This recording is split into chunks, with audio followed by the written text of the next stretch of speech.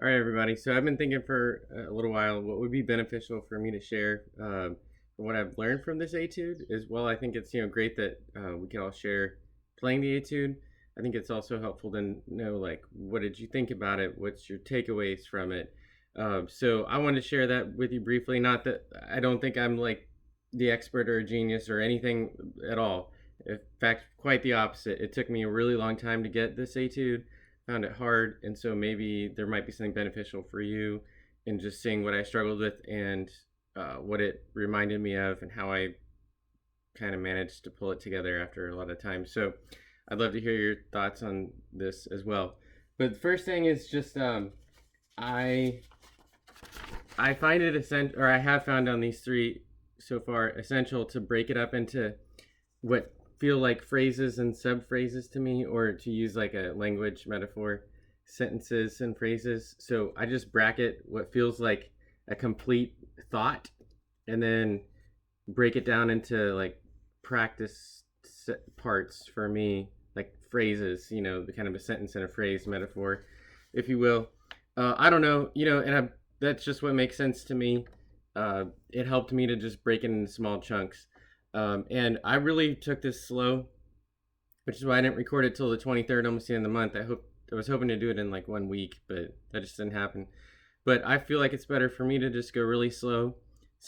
I spent several practice sessions just practicing learning one what I considered sentence or even one phrase of the sentence.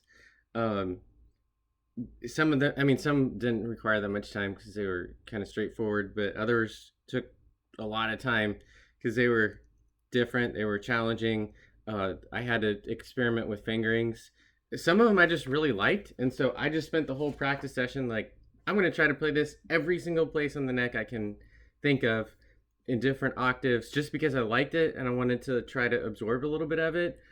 Hopefully, maybe it'll come out later one day and just spontaneously improvising or whatever. But I just thought that was really good use of time and shouldn't rush through this because this was really good etude personally.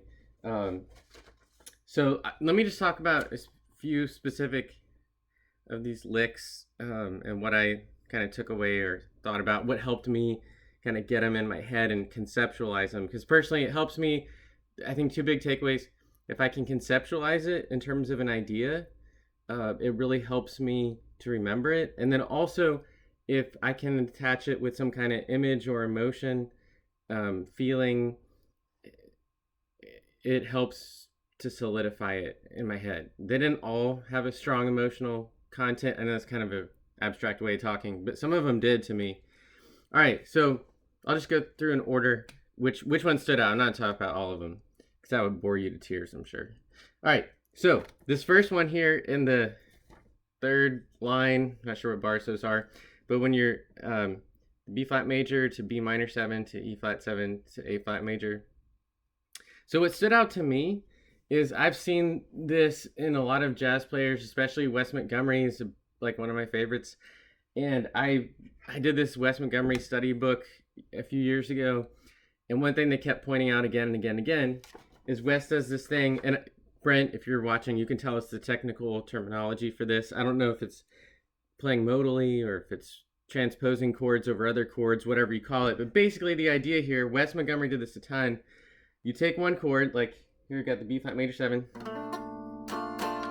Oh, I've turned my amp off. Let me turn my amp on. Okay. Then you take another chord that's like implied in here and you play it over that in arpeggio or scalar form. So in this case, right here, I think maybe the guy who wrote it was thinking about this. So here's the B flat major. You'd have F right here, F major, F, A, C. So I think the lick is like.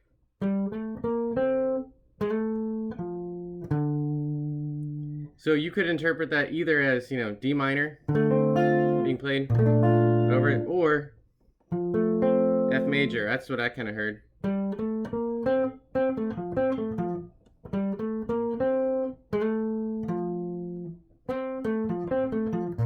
You see what I'm talking about? Kind of transposing that 5 chord or the 1 chord or the 3 minor over the 1.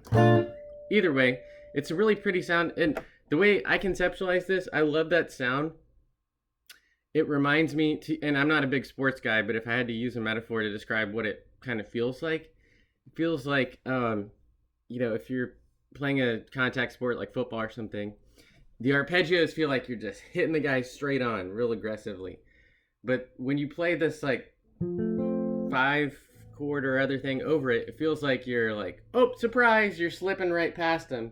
And it has this sort of relaxed, suave, sophisticated, relaxed feel. I don't know how else to describe it. Just really pretty. So I like how he does that. And what's particularly, I think, brilliant about how he does this, he follows that pattern through the changes. Okay, so we go B flat major 7, then he goes B minor 7. But notice basically the way I'm hearing it is this is to boil it down. He's going right because the lick goes. There's your major 7, and then you hear? Right? Because then once you turn to a minor chord, then you'd be playing go to the 5th degree, play the minor chord over that because it follows the change from the A to the A flat. Okay, so in a way it's really simple, but the way he executes it is just brilliant.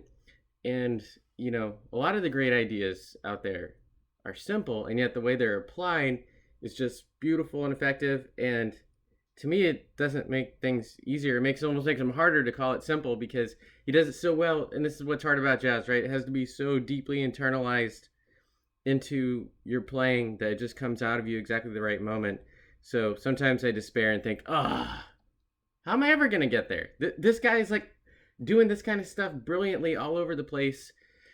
I don't know. I'll keep trying, but I don't know if I'm ever going to reach that level. But, anyway, it's still fun. So that was my big takeaway there. And then he follows it through these changes. Okay. Second thing that stood out to me. Right here at the end of this first time through the chords, the F major 7 and the E7 altered. So for one thing, I think he's following that same idea again with the F major, at least a little bit. You can find a C arpeggio in there also with a D, a 6. But basically C, E, G sounds really pretty. But what I really like is he connects that with the E7 altered. And to me, this last little bit has a sense of humor in it, at least a surprise.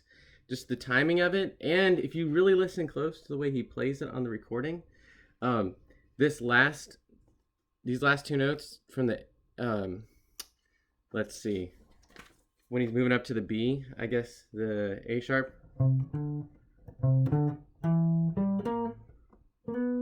So on the recording, you can't see it on the writing. He plays that B softer than the A sharp or the B flat, whatever, for the alter note.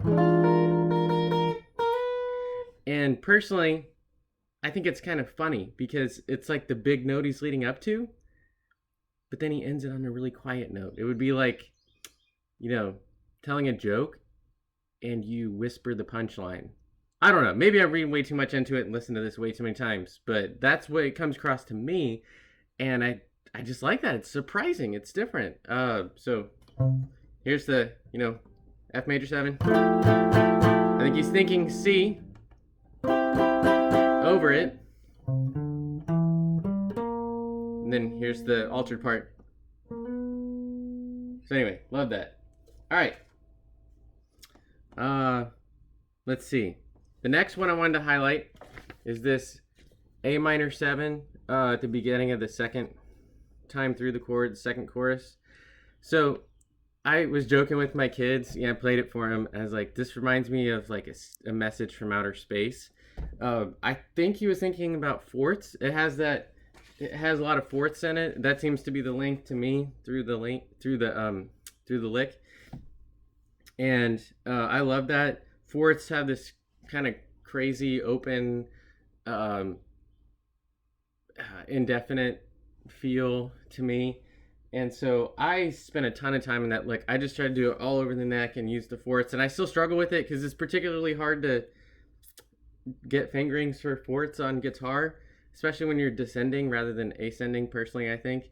Uh, because, most of the strings are fourths on the guitar. So you have to be jumping strings down, which is usually kind of uncomfortable. But that's what I like about these etudes. It stretches you, makes you do something different. So kudos to him for just being creative, using some fourths. And it sounds less minory and more just spacey, out there, secret message from space. I don't know. And then he gets even more crazy, of course, with this C minor, major 7, sharp 11 lick. I'm not going to talk about that because Brent just did a podcast this week where he took a deep dive into it, and he said in much more articulate ways a lot of great things. So I won't be redundant. Just listen to that podcast. What a great podcast that was, by the way. Really enjoyed hearing Brent's thoughts on it. But that was probably my favorite lick out of the whole thing. So thanks for highlighting that one, Brent. And then here at the bottom, so what I really liked about this last line on the page here, where we've got the B major 7 to the B flat minor 7, E flat 7, all that. Sorry, just so you can see where I am. I like how he overlaps the phrases. So if you remember there, it goes da da da da da da. So what I mean when I say overlap, he continues this phrase over these different chord changes just totally seamlessly, and he's not following this kind of rigid like 2-5-1. Here's a phrase for this 2-5-1. Here's another phrase for this 2-5-1. He starts this, if we're going to use the language metaphor, sentence on the one chord, which would kind of normally, the way you think about the chord changes, this would be the end of the phrase. But to me, this is a whole new thing. And he starts it on the one chord, but then he perfectly carries it over when he hits the change from major 7 to minor 7. And it ends halfway through this bar, and then he starts repeating the phrase before this chord change bar has completely ended. So in other words, he's not following this kind of formulaic cookie cutter, like here's one bar of 2, one bar of 5, one bar of 1, and I need to, put my phrase right over that, and then the next one over here. I mean, that can be a good approach, and that, especially if you use motivic development and you connect them, it can work. But it could also be really formulaic and hackneyed, I guess.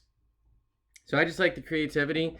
And most of all, it requires a level of mastery to be able to seamlessly transition there like he does.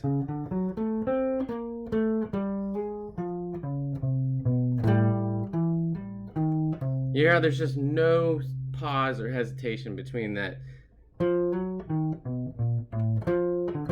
And then he repeats the same phrase down lower, which is great motivic development. It brings the sense of continuity between those chord changes.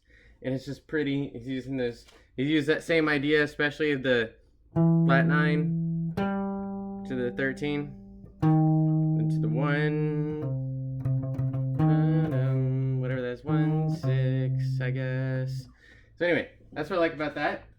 Man, again, it's like, how am I ever gonna be able to do this on my own one day, like at lightning speed? I don't know.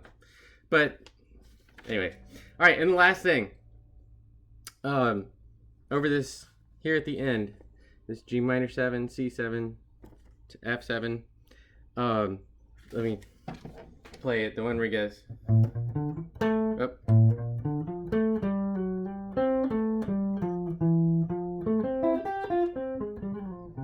So I really want the first part there. Over the G minor 7. I really like it. It reminded me so much of Wes Montgomery. Wes Montgomery does this all the time, and it's basically the same thing I was talking about earlier, where you play, you're kind of transposing another chord over a related and different one over the one that's being played. There's G minor. And then, of course, that arpeggio sounds just like B flat major 7, right? That is a B flat major 7 arpeggio over the relative minor, G minor. Sorry, my guitar's a little bit out of tune. Struggling with these strings. Anyway, Wes Montgomery does that all the time, and it sounds great every time he does it. And so it was confirmation, validation for me that that sort of thing is not just a guitar thing or just a Wes Montgomery thing, but it's generally a bebop jazz thing. So I'm glad it was in there. Just confirmed to me that's a good place to go, good place to think starting a solo.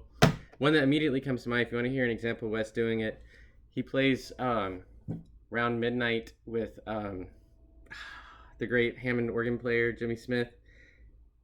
And I'm pretty sure that's the very first thing he does in that song. But anyway, there's tons of examples of him doing that.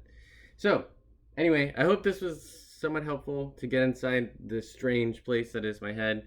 I'd love to hear what y'all thought about this. And yeah, later.